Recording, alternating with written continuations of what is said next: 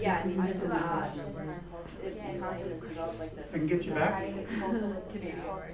USA would not be like that. I know you could do a lot more hypothesizing, but just in the interest of time, if we could get back together and hear one or two of your most interesting hypotheses from, just go around the room. Could we start over here? Yeah,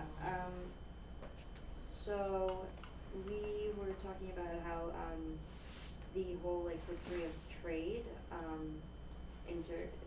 like international trade, would be different, today and, long ago, there would, our country, like the countries would, develop culture based on different, like different products and different industries than they have. Like, there wouldn't, I don't think there would be fur trade, right, in Canada. That was one thing I noticed, right, because, fur traders came over into, right, unless I'm wrong, I don't know. Yeah, they were mostly in this region here, which is up in the there, north, which yeah. is near, and then also Africa next to Russia, like that's weird. That would be really bizarre. And also like the biology of, like the environment of each, like each place, right? Like Canada, like that little weird tail of Canada right there would be like, is that Alaska? Yeah. Yeah, this is Alaska here. But Okay. this would all be temperate Jeremy would be a here. lot darker. Well, if you look at Panama and Costa Rica and places in Central America that are tropical, they're in the north now. Yeah. They would get snow. There would be a little peninsula with snow on it. When you do this with people who have scientific expertise, like geographic and scientific expertise, sometimes they come up with a hypothesis that Europe would be a frozen wasteland. And the reason they say that is that the Gulf Stream current, where North America currently is, the Gulf Stream current comes up and deflects off it and heads toward Europe.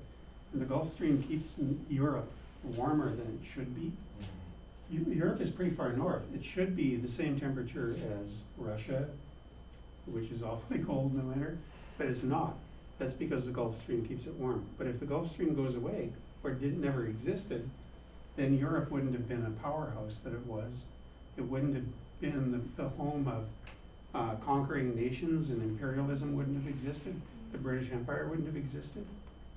That's how one little hypothesis can lead you in a whole lot of different directions. Now, with the inquiry model, in the sciences, you can normally carry out experiments to test your hypotheses.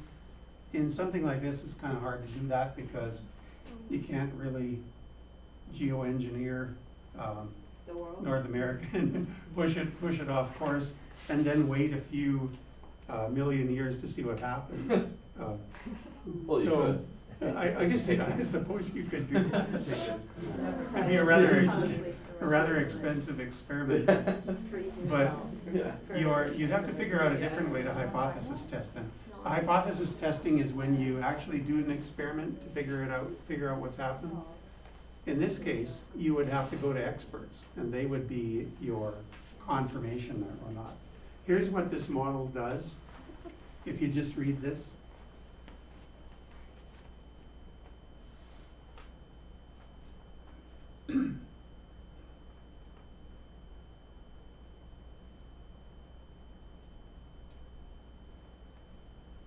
So the model is pretty productive, a good way to motivate kids, motivate students in any age actually.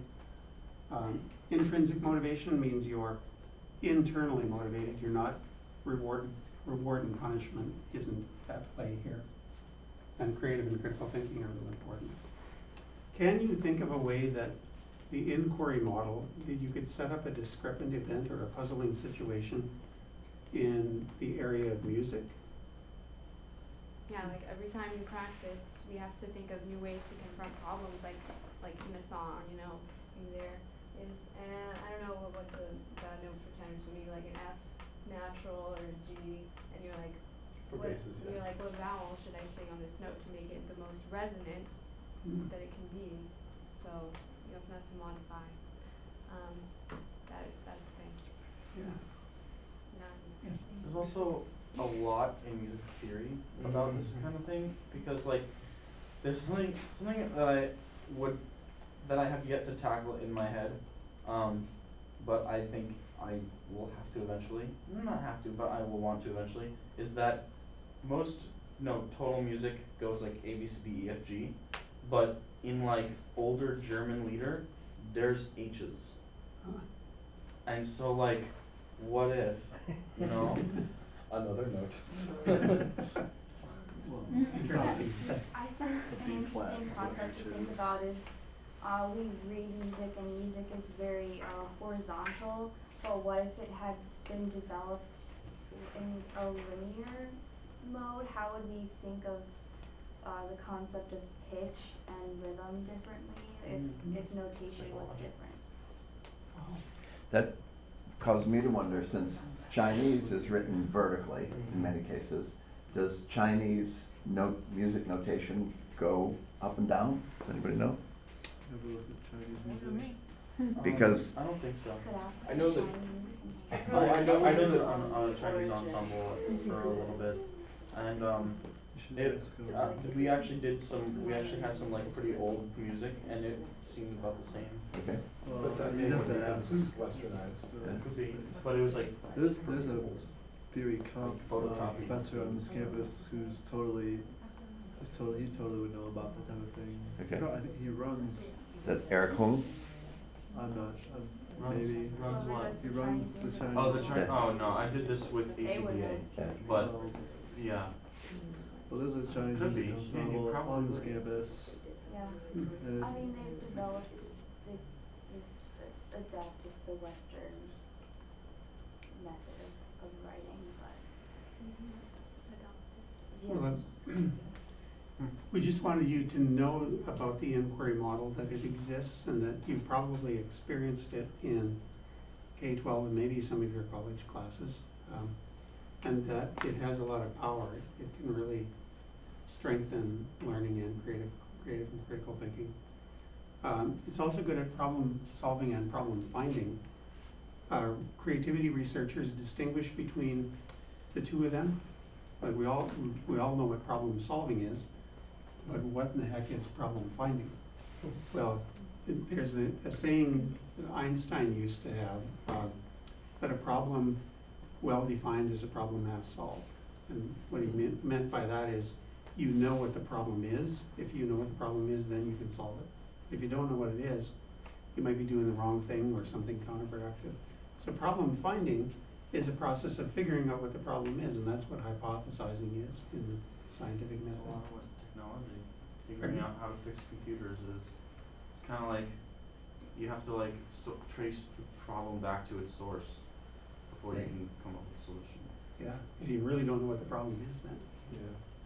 And a lot of times, coding, when you're writing code, something will work that really shouldn't work. Yeah. And you just kind of like don't touch it because it's magic, and you just hope that it doesn't break, and then it does, and you have to figure out what happened. Cool. Any questions, comments before we wrap it up?